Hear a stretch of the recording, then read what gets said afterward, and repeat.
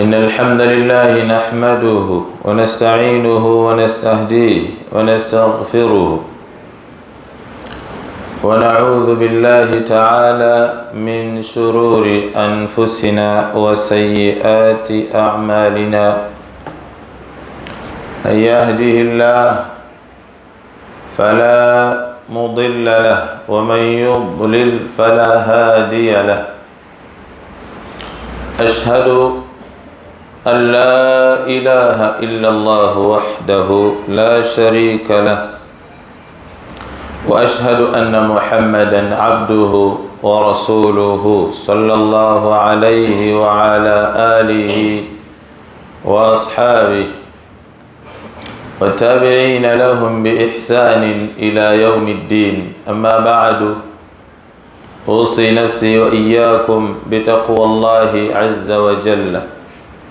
يا أيها الذين آمنوا اتقوا الله حق تقاته ولا تموتن إلا وأنتم مسلمون. يا أيها الذين آمنوا اتقوا الله وقولوا قولا سديدا يصلح لكم أعمالكم ويغفر لكم ذنوبكم، ومن يطع الله ورسوله فقد فاز فوزا عظيما. إن أصدق الحديث كتاب الله، وخير الهدي هدي محمد صلى الله عليه وسلم، وشر الأمور محدثاتها، وكل محدثة بدعة، وكل بدعة ضلالة، وكل ضلالة في النار. الله سبحانه وتعالى yagwana okusinzibwa oyo akyatulera era akyatulabirira, akyatuwandiise mu abo abasobola okujja okumusinza. Tusaba Allah atukuumire eddiini eno gye yatusiimira, tugiwangalireko, tugezeeko okukola ebyo byayagala tukole, era tumusaba Allah atusonyiwe ebiba bitulemye, ate bye tutegedde nti si bituufu bya kukola nga tubadde tubikola. Tumusaba Allah atuwe obusobozi tugezeeko okwetukuza n'okubyewala n'okubyesamba, ate atulungamye ku ekyo kyanaasiima okuva gye tuli. Kakasa nti ateekeddwa okusinzibwa okujjako Allahu, era nenkakasa nti n'omubaka Muhammadin sallallahu alayhi yali mubaka gye tuli eyatumibwa Allahu ajja tusomesa eddiini. Baddu ba Allah, nga nabbi tannatumibwa, abawarabu n'abantu mu nsi yonna baalina buli omu kyalowooza nti kyateekeddwa okusinza, oba baalina bye baali bakkiririzaamu. Omubaka alayhi salatu wassalaamu n'atumibwa ajje abantu ku ebyo byonna bye babadde balowooza nti yenzikiriza entuufu, abatereeze ku nzikiriza eyo nannyini ggulu n'ansi gy'ayagala. Ekitegeeza nti kye bayita okusiramuka baddu ba Allah kuba kusuulawo byonna bye wasanga bajjajjaabo bakkiririzaamu, kasita olaba nga byawukana n'enzikiriza empya omubaka gye yakusomesa alayhi salatullah. Nabwekyo ebbanga lye tunaasigala nga tuli mu bufuzi obwa Allah n'obufuzi bw'ebyo bye twasanga bajjajjaffe bakola, oba tonnasiramuka, era ogenda kuwangaalirako mu ddiini eno paka Allah lwali kujjulula, maybe lwolitegeera amazima, naye mwaka akaseera amazima ago gajja kuba tegakuyamba. So nkubiriza nafsi yange nezammwe, bwe tuba tuzze mu nnyumba ya Allah, ekiba kituleese kuwulira mu ebyo omubaka waffe bye yajja okutugamba, kubanga oyinza okubanga wandyagadde okuwangaalanga Allah bwakwetaaga okuwangaala naye nga tomanyi kikyakwagaza. Kwe kututeerawo olunaku luno netujjanga ne tubaako bye tuwuliramu ebyo byayagala tuwangaalireko. So ojjanga mu nnyumba ye gula omutima ng'era omuddu wa Allah, omanye nti Allah wange bw'abaako kyaŋŋamba nja kwefaako, nja kulafubana nsobola okutereezaamu. Last Jumaa mu bufunze twatula ku nsonga nkulu nnyo ate nga buli omwe mukwatako, y'ensonga ya riba.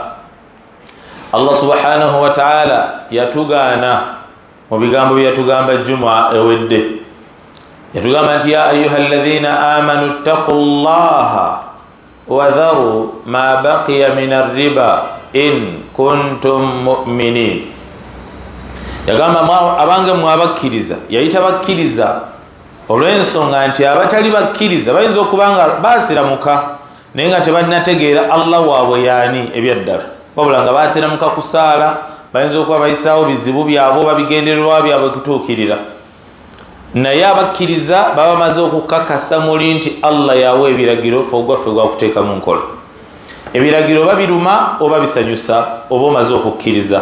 Kyoma nti Allah yagamba nti ya ayyuha alladhina amanu, abange mwabakkiriza, ittaqullaha, mwegendereze Allah wammwe, mumutye Allah wammwe, mutye obusungu bwasobola okubassaako, wadharu ma baqiya min arriba, mwesonyiwe oyo riba yenna gwe mubadde musuubira okubaddira. Ekitegeeza nti yali ategeeza abantu olwedde nga ayogera n'abantu nga maybe balina ssente ze baawola era nga basuubira nti bagenda kubaddizaamu. Kati osuubira akasenteko ne riba gye wayagala bakuleetere. Agamba wadharu ma baqiya min arriba, riba oyo tomusabaayo, sabayo sente zo, nedharu ma baqiya min arriba in kuntum mu'minin. Allah naddamu ne emphasizinga imani, in kuntum mu'minin, bwemanga ebyaddala muli bakkiriza muleke riba oyo. Fa in lam taf'alu, bwemba temuwulidde nga tosobola kwerekereza riba oyo, fa'dhanu biharbin min Allahi wa rasulihi, kakasa nti waliwo kati olutalo lwoguddewo wakati wo ne Allah n'omubaka we sallallahu alayhi. Kasogamba nti nze sigenda kuva ku riba, sigenda kuva ku riba.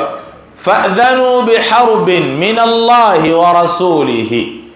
Kibala nti omubaka mu hadisi gye twalaba yagamba basahaba nga bategeeza nti omubaka yakolima bukolimi, la'ana rasulullah akila riba wa mukilahu wa katibahu wa shahidahu. Yombaka yakolima olutalo yalutandikirawo nakuteekako kikolimu bw'oba nga oganye okwerekereza riba oyo oba oganye okuva mu bizinesi za riba.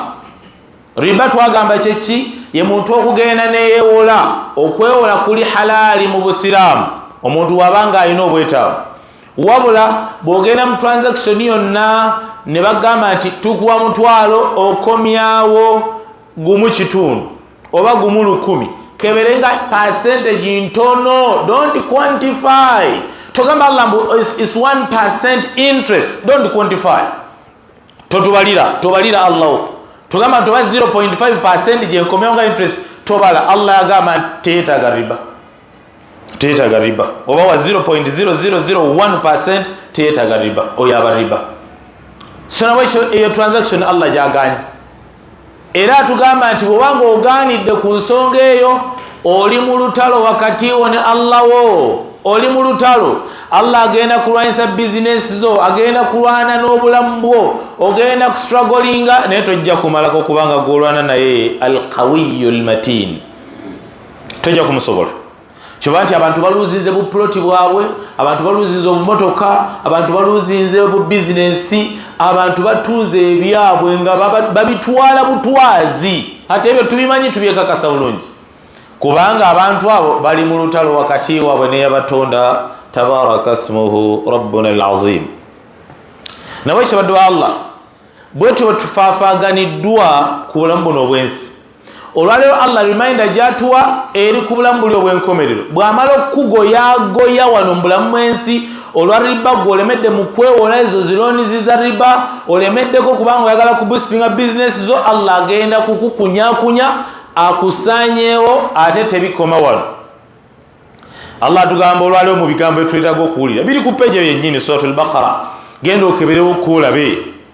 Allah subhanahu wa ta'ala قامت الذين يأكلون الربا لا يقومون إلا كما يقوم الذي يتخبطه الشيطان من المس ذلك بأنهم قالوا إنما البيع مثل الربا وأحل الله البيع وحرم الربا فمن جاءه موعظة من ربه فانتهى فله ما سلف وأمره إلى الله ومن عاد فأولئك أصحاب النار هم فيها خالدون يمحق الله الربا ويربي الصدقات والله لا يحب كل كفار أثيم يمسج بدو الله الله بيغاتو وليرو الوالد صدق الله أقوم زما الله غاتو سوبيزا الذين يأكلون الربا أبالي مدكو الربا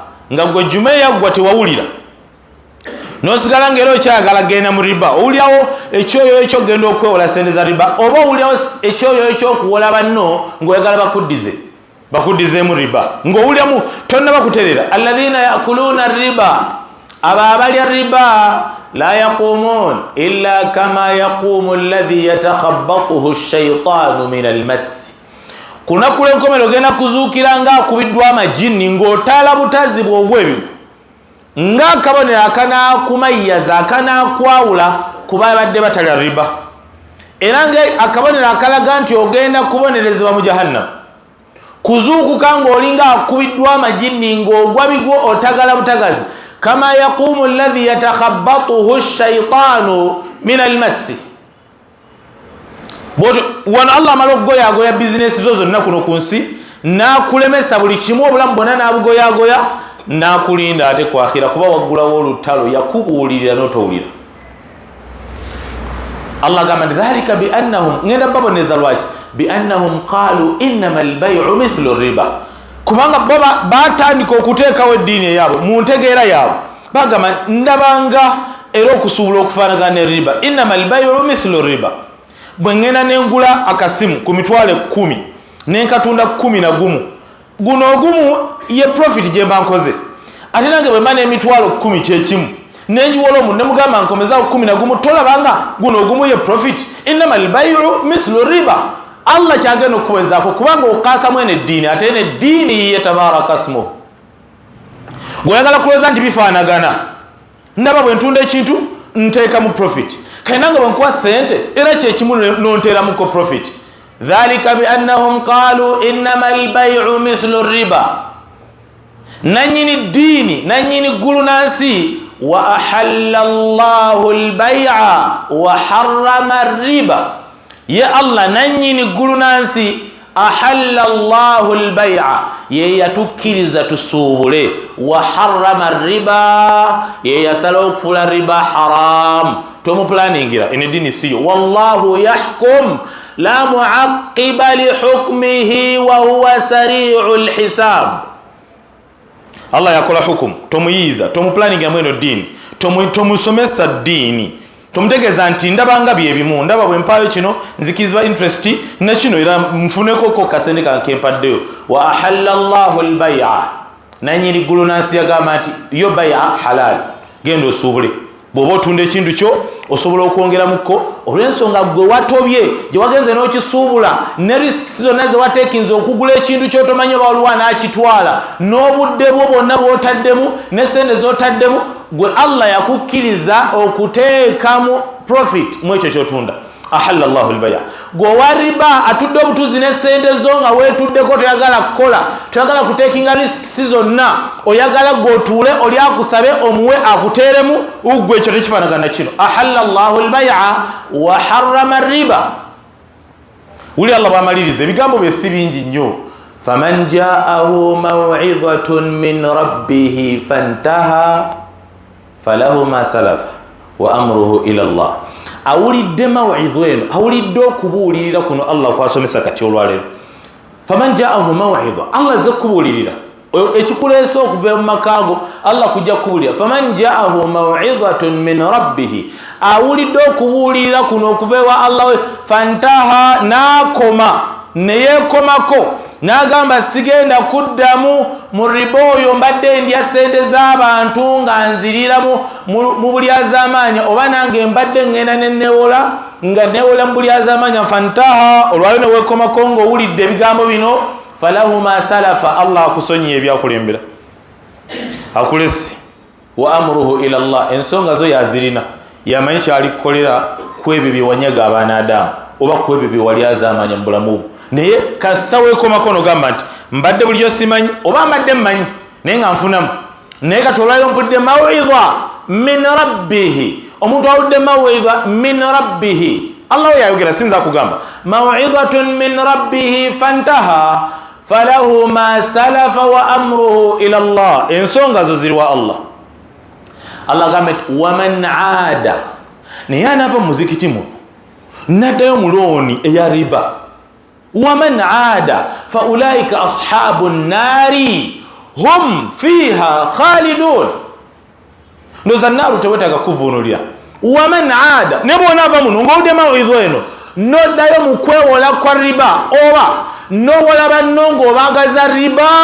waman aada faulaika ashabu nnari hum fiha khalidun ogenda kubeera mu jahannam kuno ku nsi Allah agenda goyaagoya emaali yo yonna togenda gifunamu ate ne ku nkomero faulaika ashabu nnari hum fiha khalidun yamhaqu llahu riba Allah yasalawo kuzikiriza buli awali bizinesi ya riba yamhaqu llahu riba yo Allah yeewaayo olutalo lwagenda okukwata ku riba lwakuzikiriza riba yamhaqu llahu riba wa yurbi as-sadaqat Allah akubisizaamu basadaqa abantu twewola riba kubanga twagala kubusinga bizinesi zaffe naye obukodo bututta tetwagala kuwaayo Allah agamba nti yurbi sadaqat bw'obayagala bizinesi yo ebeere boosted yurbi sadaqat tandika mugagga gw'okwatako mu ssente zo oweeyo mu kkubo lya Allah mwavu gwe naabwe tandika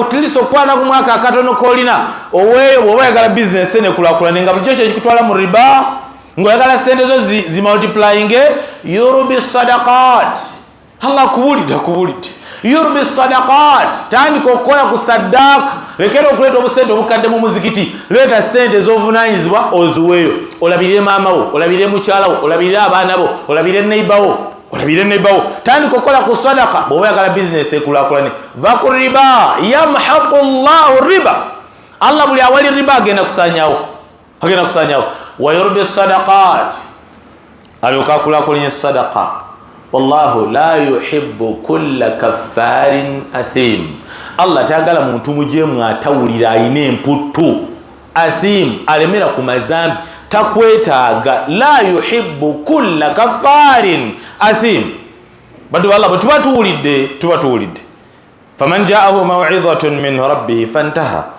bw'obanga owulidde ng'obaddemu ezo businesses weewola oli mu beewola sente za riba oba olimu abo abawola sente za riba fantaha n'omaliriza ensonga eyo gwe ensonga zo Allah agambe nti falahu ma salafa wa amruhu ila Allah akulese ebyakulembera wabula ensonga ziri mu maaso ge wabula anaawulira ebigambo bino n'oddayo mu ezo bizinesi za riba gwerinda muliro gwo ndowooza ebigambo bitegeereka tusaba Allah atutukuze yeyo meseji ya Allah baddu ba Allah bigambo bya Allah ogwange gwakuba nti ntuusa sinza nze mwene ddiini sikolamu mateeka Allah subhanahu wa ta'ala agamba wa in tuti'uhu tahtadu bwe munaagondera amateeka ga Allah subhanahu wa ta'ala mujja kuba mulungame wama ala rasuli illa albalaghu almubin ogw'omubaka kutuusa meseji eyo meseji Allah bwatu bwajogedde sogedde mu bigambo byange wama ala rasuli illa albalagh zogwange nkoze balagh nkusomedde aya gwogwo gwakwesootinga n'ezo aya zowulidde wakati wo ne Allah subhanahu wa ta'ala aqulu ma tasma'un wa astaghfirullah li wa lakum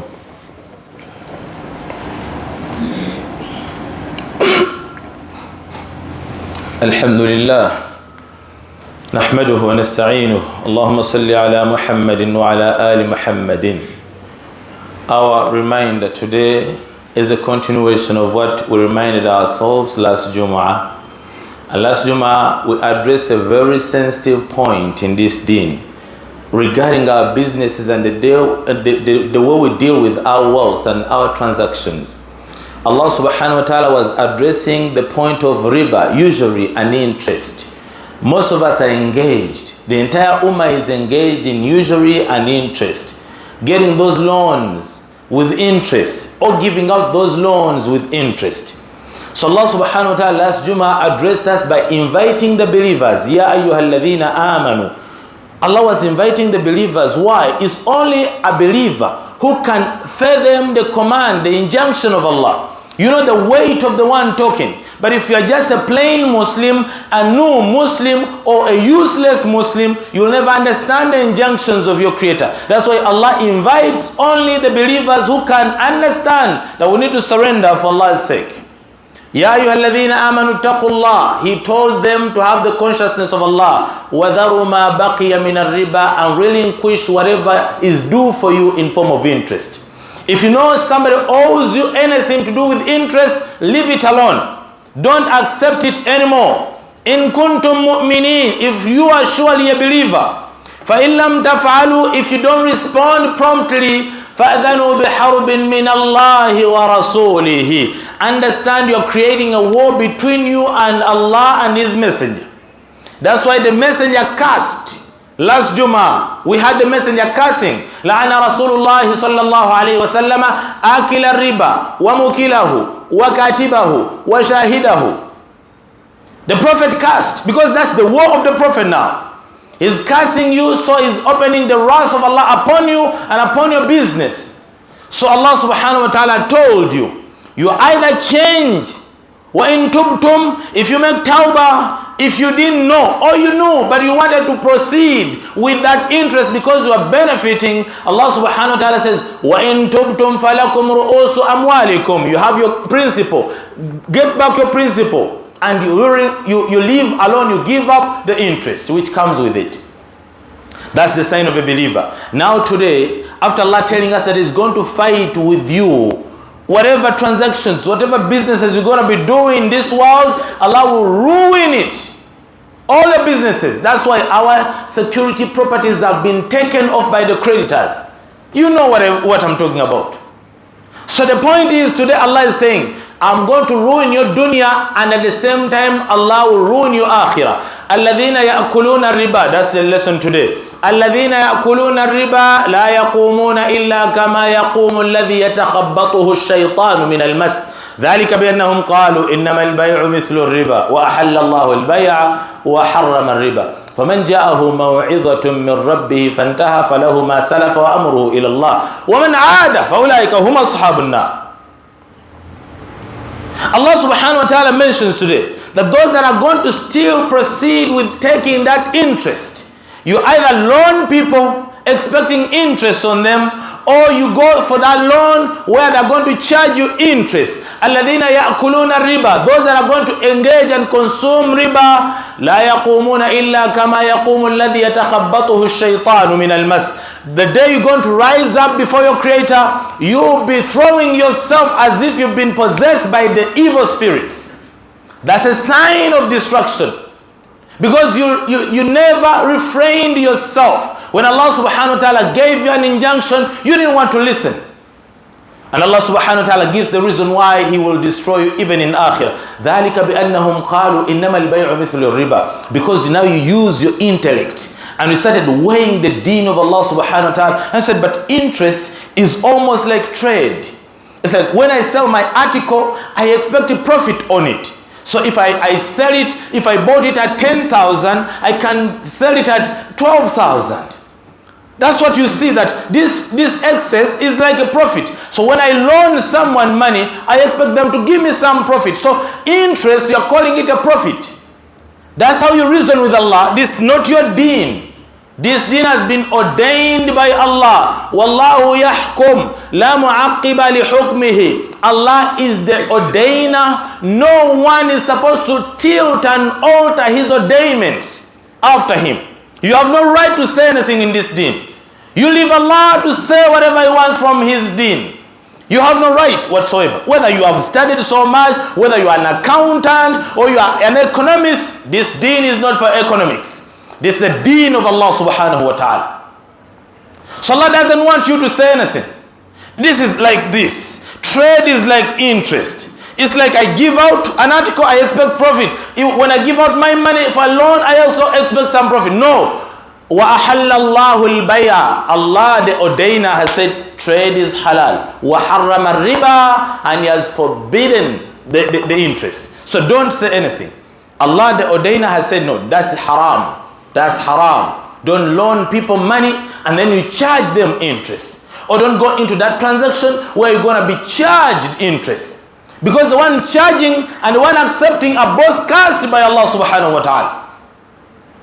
يَمْحَقُ اللَّهُ الرِّبَى. Allah will destroy any transaction of riba. He will destroy it. He will ruin it. He will ruin your businesses. He will ruin your life. يَمْحَقُ اللَّهُ الرِّبَى. Allah will never allow riba to prosper.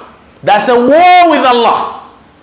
But that's what we are engaged in. You know, every business, small business and big businesses, that's what people are engaged in. They go somewhere, get those loans, and they boost their businesses, and they take their property in return. Because they have failed to pay off. Why? Because Allah has decided to ruin you and ruin your business. يَمْحَقُ اللَّهُ الرِّبَى وَيُرْبِي الصَّدَقَاتِ. Allah can only increase when you give charity. We are hoarding. The Ummah no longer wants to give in charity.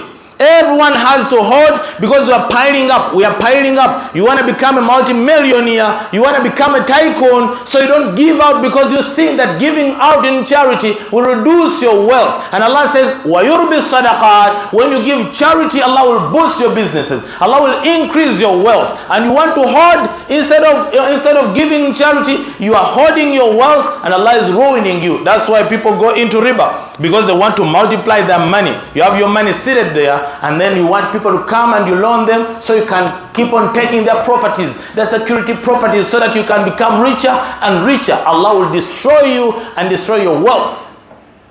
And in the day of resurrection, that's how you're going to rise up, as if you have been possessed by the devil spirits.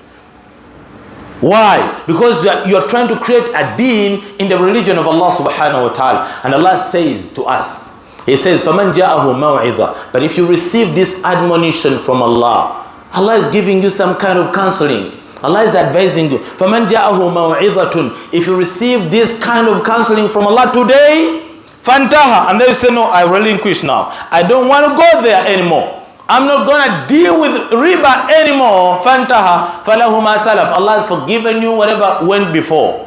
وَأَمْرُهُ إِلَى اللَّهِ. And your case rests with Allah subhanahu wa ta'ala.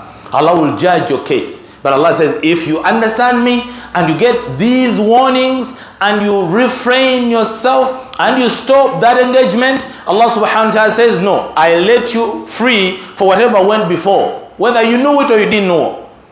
But now, وَمَنْ عَادَ. If after this injunction you go back those transactions, فَأُولَٰئِكَ أَصْحَابُ النَّارِ هُمْ فِيهَا خَالِدُونَ. You are a person of hellfire.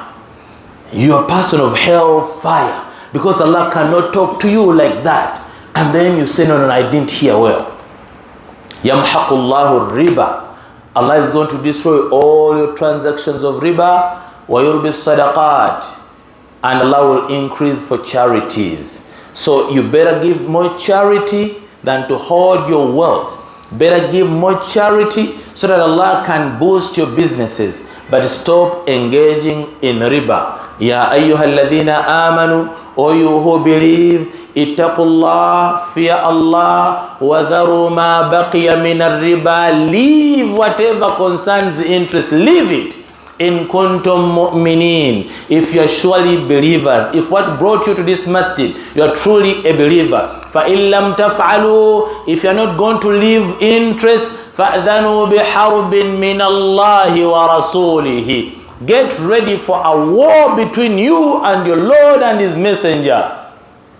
But when you make tawbah, you will clean your hands and Allah will come on your side. I think we've had واختم وصلى وسلم على سيدنا محمد حيث أمر الله مخبرا وآمرا إن الله وملائكته يصلون على النبي يا أيها الذين آمنوا صلوا عليه وسلموا تسليما اللهم صل على محمد وعلى آل محمد كما صليت على إبراهيم وعلى آل إبراهيم إنك حميد مجيد اللهم بارك على محمد وعلى آل محمد كما باركت على إبراهيم وعلى آل إبراهيم إنك حميد مجيد وارض اللهم عن أئمة الحنفاء أبي بكر وعمر وعثمان وعلي وعن بقية الصحابة رضوان الله تعالى عليهم أجمعين اللهم ربنا آت نفوسنا تقواها زكها أنت خير من زكاها أنت وليها مولاها. اللهم ربنا أرنا الحق حقا وارزقنا اتباعه، وأرنا الباطل باطلا ولا تجعلنا أتباعه. اللهم إنا نسألك خير ما سألك منه عبدك ونبيك محمد صلى الله عليه وسلم وعبادك الصالحون، ونعوذ بك من كل شر استعاذك منه عبدك ونبيك محمد صلى الله عليه وسلم وعبادك الصالحون. أنت المستعان وعليك البلاغ، ولا حول ولا قوة إلا بالله. قم الصلاة.